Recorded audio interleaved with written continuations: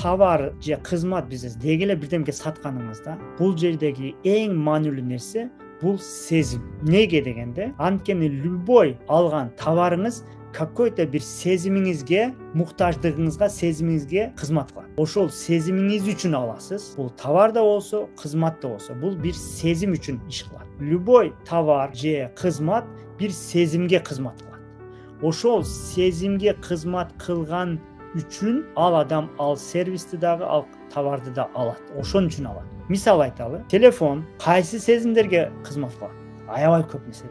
Туурабы? Сиздер менен сүйлөшөм, бирөө менен сүйлөшөм, бир программа көрөм, YouTube'дан көрөм, Instagram бирөөнү таап көрүңүз, канчалаган сезимдерге эме кылат. Мисалы, көздөн кирген сезимдерге бир развлечение болсо, кино көрсөңүз, о деп сүйүнүп ал жерде сизге кызыктуу болуп атат. Ошон үчүн биздин эмне кылсак, сервис кылсак дагы, товар сатсак дагы биринчи кайсыл сезимдерге кызмат кылат же кайсыл сезимдерге дал келет дейт, ошол товар же кызмат. Ошону билишибиз керек.